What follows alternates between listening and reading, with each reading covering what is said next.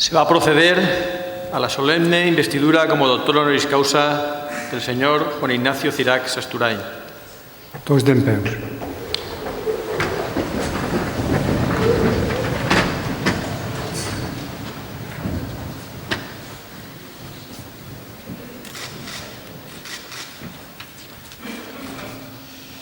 Por el Consejo de Gobierno de la Universidad Politécnica de Valencia, a propuesta del Instituto Universitario de Telecomunicaciones y Aplicaciones Multimedia, y en testimonio del reconocimiento de vuestros relevantes méritos, habéis sido nombrado doctor honoris causa. En virtud de la autoridad que me está conferida, os entrego dicho título y os expongo como símbolo el birrete laureado, distintivo del Alto Magisterio Español.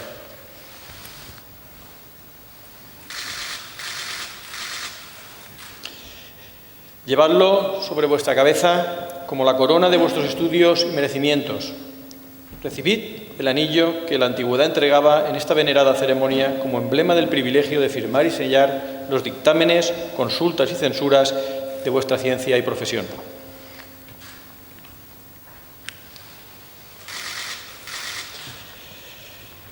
Así como los guantes blancos, símbolo de la pureza que deben conservar vuestras manos. Unos y otros, signos también de la distinción de vuestra categoría, porque os habéis incorporado a este claustro, recibid ahora en su nombre, doctor Juan Ignacio Cirac, el abrazo de fraternidad de los que se honran y congratulan de ser hermanos y compañeros.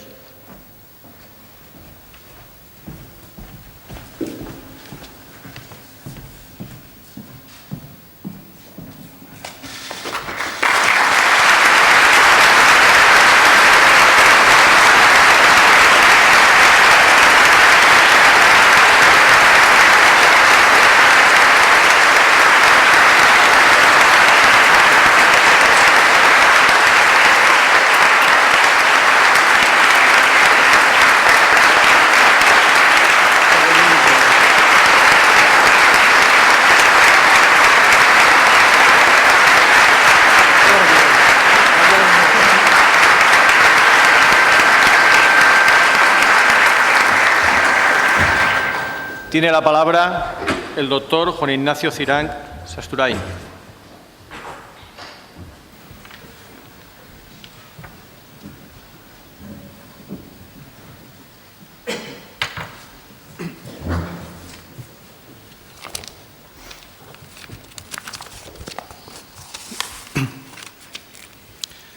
Molt honorable president de la Generalitat Valenciana, excelentísimo señor rector magnífico, excelentísimas, ilustrísimas autoridades, ilustrísimos señores doctores, miembros del claustro universitario, señoras, señores y compañeros.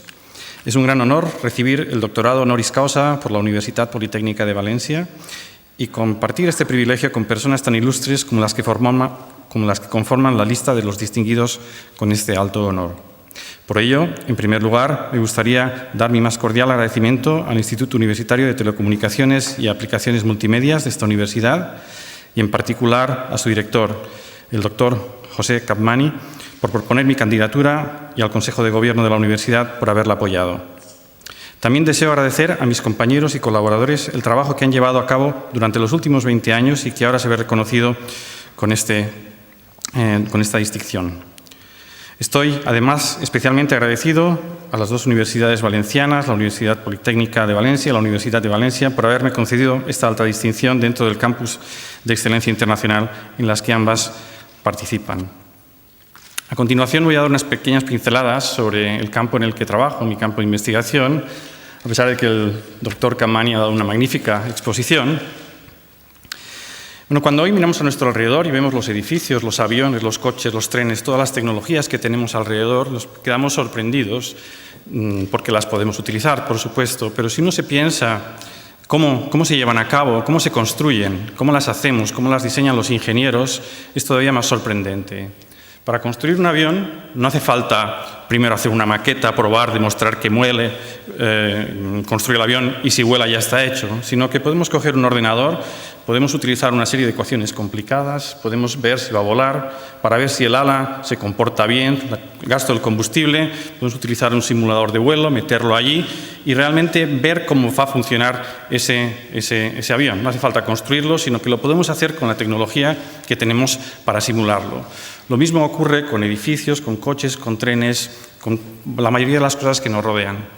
Sin embargo, si uno se va al mundo microscópico e intenta hacer lo mismo con un sistema más pequeño, muy pequeño, de 100 átomos, 150, 200 átomos, y quiere saber cómo se comporta, o cómo se comportan 50 electrones dentro de un cable, solo 50 electrones, no sabemos cómo hacerlo. No existe ningún ordenador en el mundo que lo pueda hacer, que lo pueda describir.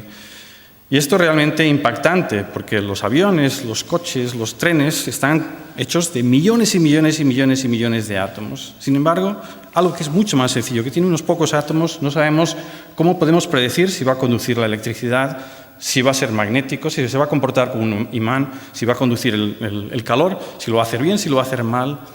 Y la razón en muchos casos es que las leyes que describen esos pequeños átomos, esos sistemas microscópicos, esos sistemas que casi no podemos ver, y las que describen estos objetos macroscópicos, como los aviones, los que vemos todos los días, son muy distintas. En el mundo microscópico, como ha explicado el profesor Kamani, viene descrito por las leyes de la física cuántica. Y esas leyes de la física cuántica hacen que la existencia de esos fenómenos de superposición, entrelazamiento, etcétera, etcétera, hagan prácticamente imposible saber cómo se van a comportar.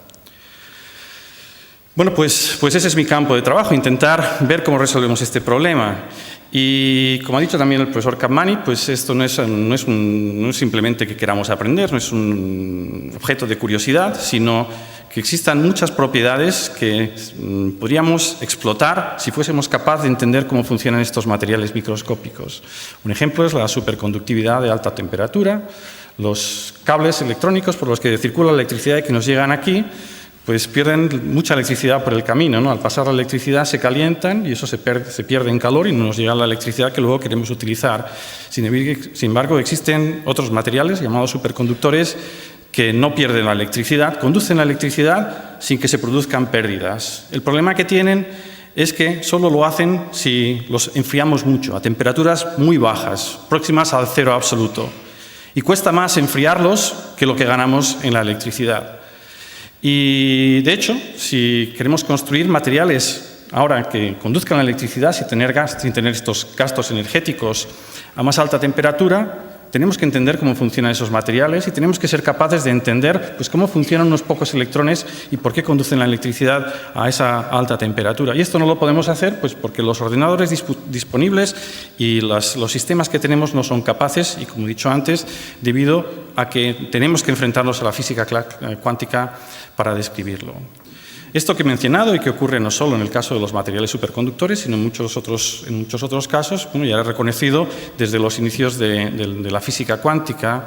De hecho, la persona que realmente puso la carne en el asador y dijo que esto podía ser un problema si queremos hacer avances científicos fue Richard Feynman, fue premio Nobel de Física, de Electrodinámica Cuántica en los años 60, y él se dio cuenta de que para simular y para poder entender sistemas microscópicos que siguen las leyes de la física cuántica, si lo intentamos hacer con sistemas macroscópicos, con ordenadores macroscópicos que siguen las leyes de la física clásica, nos enfrentamos a un problema irresoluble, no lo podremos hacer. Y propuso que para poder describir sistemas que cumplen las leyes de la física cuántica, lo tendremos que hacer con sistemas que también cumplan las leyes de la física cuántica, y propuso pues, construir ordenadores cuánticos, ordenadores que funcionen con otras leyes distintas a las que funcionan nuestros ordenadores usuales, con las leyes físicas de la física cuántica. Y eso es lo que estamos intentando hacer. Hoy en día intentamos construir ordenadores, ¿no?, en los cuales estén formados por átomos, por unos pocos átomos, y esos átomos que conforman los ordenadores, manejando esas propiedades extrañas y extraordinarias de la física cuántica, de superposición, de que una partícula puede hacer dos cosas a la vez, o que dos partículas pueden hacer cuatro cosas a la vez, tres partículas 8, 4, 16, n partículas 2 elevado a n, 300 partículas 2 elevado a 300, que son millones y millones y millones y millones de cosas a la vez, pues eso es lo que utilizamos precisamente para intentar resolver estos problemas de simulación. Los ordenadores cuánticos, si los llegamos a construir, pues no solo podrán resolver problemas de simulación de modelos microscópicos y modelos de física cuántica, sino que también nos podrán ayudar en otros muchos problemas. Con ellos podremos resolver ecuaciones complicadísimas, como las que relacionadas con la predicción del tiempo o con los diseños de materiales, con las que ocurren en reacciones químicas y muchas de ellas. Algunos de los problemas en los que nos enfrentamos científicamente no seremos capaces de resolverlo a menos que construyamos un ordenador cuántico. Y por eso pues existe un gran esfuerzo mundial, no solo en España, en Europa, sino en los países más avanzados, pues por intentar construir este ordenador cuántico. Es un proyecto muy ambicioso y muy difícil, y la dificultad fundamental es que nos tenemos que sumergir en ese mundo microscópico y tenemos que llegar a dominar los átomos y las moléculas y los fotones y esas partículas tan pequeñas, las tenemos que llegar a dominar tal y como lo hacemos en el mundo macroscópico.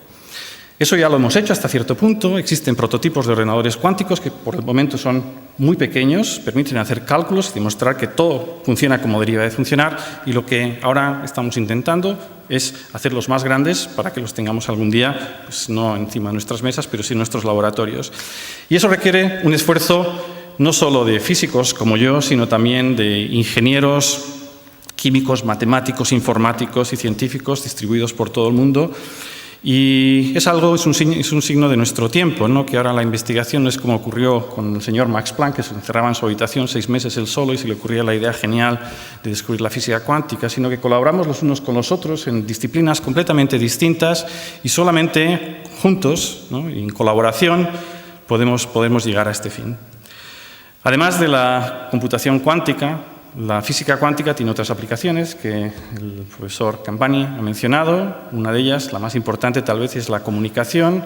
La física cuántica tiene una propiedad muy curiosa que llamamos teletransporte cuántico, en el cual es posible tener una partícula en una posición, en una situación, aquí por ejemplo, y otra partícula en cualquier otro lugar del universo, de tal forma que yo puedo hacer algo aquí y información de esta partícula desaparece y aparece en la otra partícula que está en el otro lado del universo. Y lo que más curioso de todo es que esa información no pasa por ningún sitio. Es decir, desaparece de un sitio y emerge en otro como si fuese una flor que aparece allí. Y esta propiedad pues, tan contraintuitiva y tan extraordinaria de la física cuántica pues, tiene aplicaciones obvias. Es una forma de mandar mensajes secretos de tal forma que nadie nos lo hackee, ¿no? Cuando uno compra algo por internet en el ordenador, pues a pesar de que la información se encripta, en principio es posible que alguien que esté entre medios pues pueda decriptarla y obtener pues, el número de nuestra tarjeta de crédito. Bueno, pues con la comunicación cuántica, utilizando estos fenómenos extraordinarios de la física cuántica, en principio sería posible pues eso, enviar información que desaparezca de un sitio, aparezca en otro, pero que no pase por inmedio y por tanto no se pueda hackear.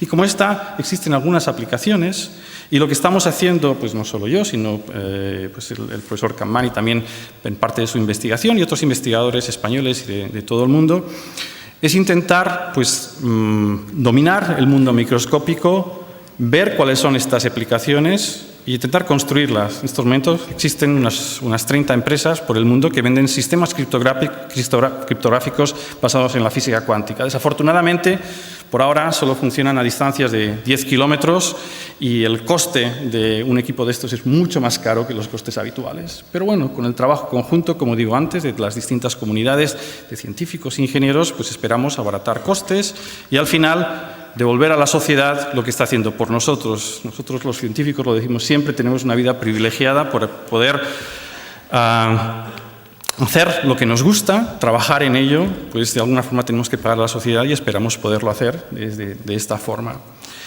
Yo tengo un privilegio adicional por recibir premios como este y distinciones como esta y me siento realmente privilegiado y he tenido mucha suerte. Y por tanto, para terminar y reiterando mi agradecimiento a la comunidad científica y al rectorado y a los miembros del claustro de la Universitat Politécnica de Valencia, también me gustaría agradecer a las personas más cercanas de mi entorno pues, por todo el apoyo que he tenido durante mi carrera y sin el cual pues, no hubiese llegado a donde estoy.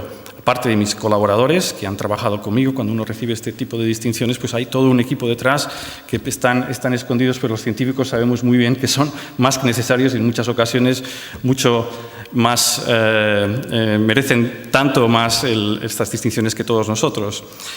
Bueno, pues aparte de ellos, muy importante es también el de mi familia, en particular mis padres, que están sentados allí, que siempre me han apoyado, y no solo eso, sino que siempre y desde pequeño me dijeron que ellos no me podían dejar un legado como podían dejar en otras familias, en términos de edificios, dinero, lo que sea. Lo que me podían dejar en la educación, eso es lo que invirtieron y eso es lo que he disfrutado durante toda mi vida. Y también pues a mi familia, a mi mujer Eva, que también está sentada aquí, a mi hijo Lorenzo, que también está sentado allí, a mis dos hijas Sofía y Alicia, que no han podido venir, pues por haberme soportado y por haber aguantado los sacrificios que tiene que tener la mujer y la familia de un científico, con todos los viajes y con todo el tiempo que uno tiene que dedicar a su trabajo. Muchas gracias.